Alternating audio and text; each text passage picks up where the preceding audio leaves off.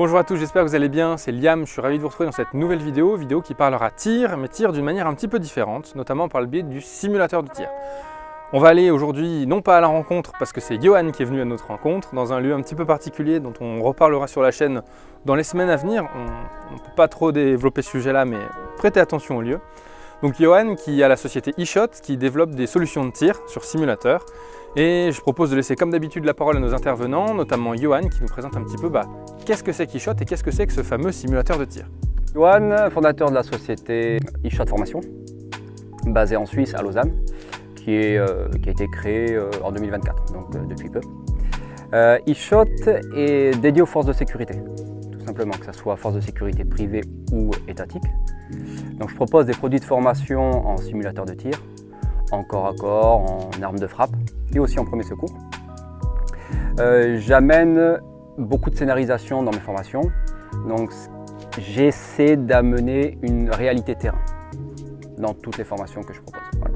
Un simulateur, c'est quoi? C'est un écran, une scénarisation, un scénario qui est projeté sur écran. Bon, on va passer toutes les parties IPSC, tir standard, qu'on pourrait très bien avoir en stand traditionnel. La plus-value du simulateur, c'est quoi? C'est d'amener les participants dans une scénarisation terrain. Donc c'est une projection d'une situation critique où le participant va devoir interagir. Donc utiliser la communication, les déplacements, les couverts et l'engagement de l'arme, potentiellement. Voilà. L'avantage, c'est la scénarisation. On n'a pas l'habitude de tirer sur des gens qui bougent à des distances différentes. On tire principalement en stand de tir. Donc l'avantage du simulateur eShot, c'est qu'on va interagir avec une action donnée et avec une mobilité très variée.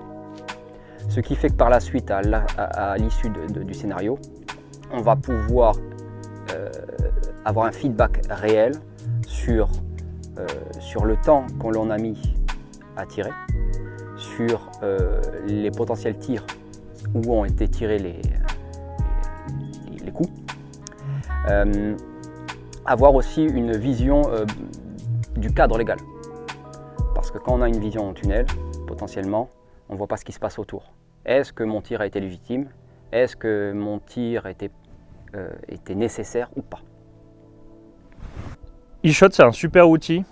C'est un super outil pour le tir, mais aussi pour tout ce qui va être en dehors de ça. C'est-à-dire que vraiment la plus-value d'eShot, c'est le simulateur pour les simulations réelles. Puis j'ai cru comprendre qu'ils en ajoutaient des nouvelles.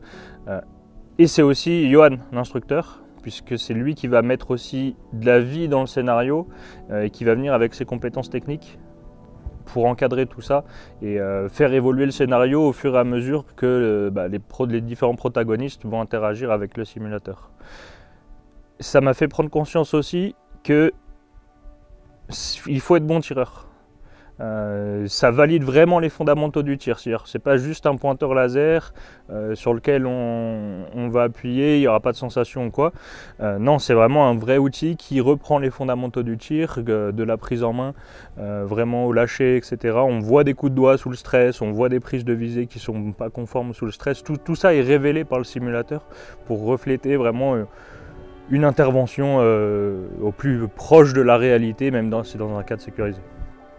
Moi je suis venu aujourd'hui sur cet événement, en fait j'avais un petit peu d'appréhension. Je me suis dit, un simulateur de tir, est-ce que ça va vraiment refléter ce qu'on peut retrouver dans la vie réelle? Force est d'admettre que c'est bien mieux que les préjugés que j'en avais, puisque outre tout ce qui va être fondamentaux du tir, on va aussi retrouver tout ce qui est mise en situation réelle, voire cadre légal, et ça en fait c'est Johan qui va l'apporter, puisque lui il va nous débriefer en fait. On débriefe tir par tir presque sur qu'est-ce qu'on a fait de bien, qu'est-ce qu'on aurait pu faire mieux, et puis le fait de le faire dans cet environnement là, c'est que c'est la 3D, et qu'en fait le scénario sort de l'écran et prend vie même autour de l'écran. Parce qu'en fait, il n'y a pas que, il y a le fait de pouvoir se cacher, et en fait, Johan va faire interagir le scénario, non seulement nous en interagissant avec l'écran, c'est-à-dire en parlant à l'écran, en interagissant comme si on était dans la scène, mais on est dans la scène, c'est le but, hein.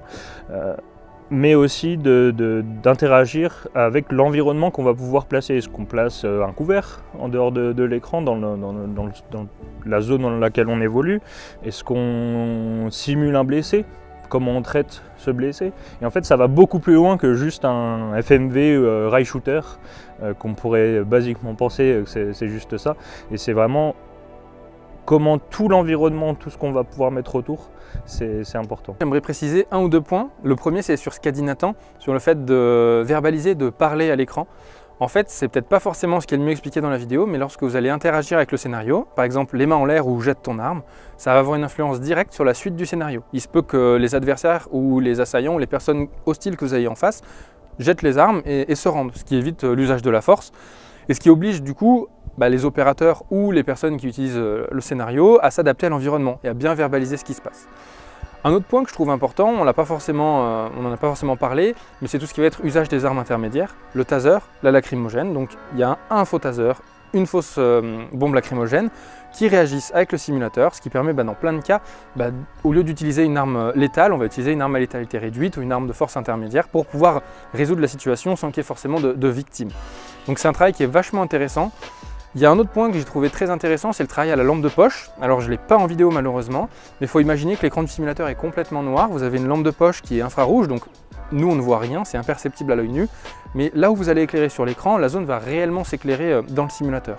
Et ça c'est un vrai plus parce que ça va vous forcer de travailler une gestuelle avec l'arme à la main par exemple et avec l'autre main la lampe de poche, dissocier la zone où on éclaire de peut-être là où va pointer le canon de son arme et de travailler les recoins, les angles pour pouvoir identifier les menaces ou progresser comme il faut dans un bâtiment.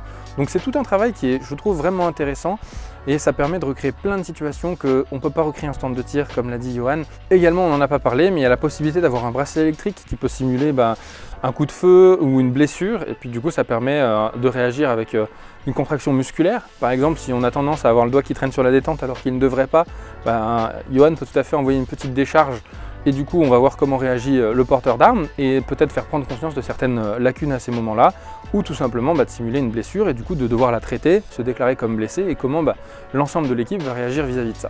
Donc je trouve que c'est vraiment un outil qui est complet là-dessus.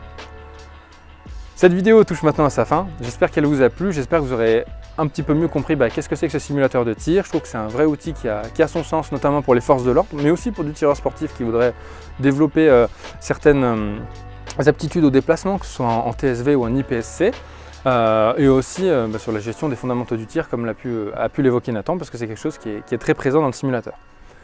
Si la vidéo vous a plu, n'hésitez pas à la partager, la liker, et si vous n'êtes pas encore abonné à la chaîne, je vous suggère de le faire. Je vous dis à très bientôt dans une prochaine vidéo.